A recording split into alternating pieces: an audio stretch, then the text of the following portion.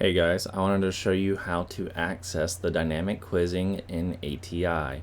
This is a great resource for doing really well in your proctored ATI exams, and you should definitely make use of it. It's also a great tool for helping you improve on content for your regular exams. You can really focus in. So let's look at how to access it. First thing, I want you to go to the top under My ATI.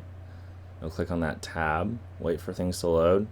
Then you'll go to the lower tabs, and under Test, you'll click on that tab, and I want you to look for Learning System RN 3.0. When you see that, you can click on Quizzes.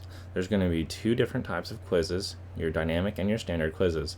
The standards are also great to do, but the ones that I really love doing are the dynamic quizzes.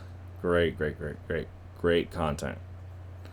Okay, so you'll give it a second to load, and then here is your dashboard. Okay, and so what you can do from here is you can create custom quizzes with custom content, and it can even be very specific too. Okay, and see, I've got a ton of these different ones in here. You can even make it so specific where if you're covering a specific content, so like in mental health, I'm covering, Alzheimer's, I can do content related to that specific topic area. Okay, so let's go back to the dashboard and I'll show you how to create a quiz. So I'm going to the new quiz, and what I love to do is I put it on study mode. This allows you to read the rationales, go through it, and there's no no worry for like making sure you have the time, this or that. You can kind of go through it at your own pace.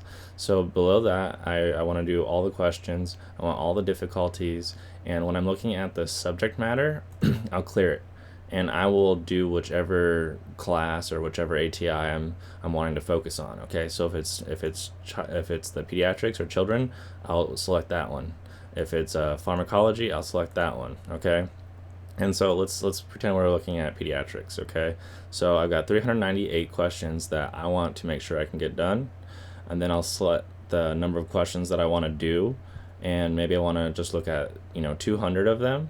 Okay, because you can only do 200 at a time. Okay, and so I'll set that up right there, and then I'll put untimed, and then if I want to name something, I can just do like pediatrics, first 200 questions, and just put it right there. And you can always come back to this at any time once you've created this quiz. Another thing that you can also do specifically is put in keyword search filters. Maybe you want to talk about like epiglottitis or something like that, and you put something in there and you'll see like, hey, nursing care of children has 2 questions related to that, or like aspirin. Okay, and then you'll see like these different sections right here have like questions pertaining to whatever you're filtering that out. And so then I might create like a subject, pediatrics, and then aspirin or something like that, and then I would just go over that content. So you can be very specific if you're covering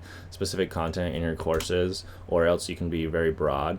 Now when I'm doing like proctored studying, then I'm just trying to do all of the questions I can from that content. For pharmacology, I did all 404. Nursing care of children, I did all 398. And you want to just make sure you get through these, read the rationales, notice the repetitions, and it'll really help you out. And that's about it. You start the quiz. Then you can go through here, read the questions. You can pick whichever one you think it is. It'll either be right or wrong. You can pick another one. Oh, okay, there it goes, it's correct. And then you can look at your explanations, and then it'll tell you this is why, this is right, and how difficult of a question this was. And if you want to mark it for later, you can always do that, and then you can come back to it. It has a bunch of other stuff for like highlighting. You can check lab values and stuff like that too, so that's kind of a helpful resource. And then you can kind of just keep on going to the next question, and then if you close out of this and come back, it'll still keep where you're at. So you can always just go back and then do this until you get done with your 200 questions, and then make a new set, and then cover all of the questions that you essentially wanted to cover.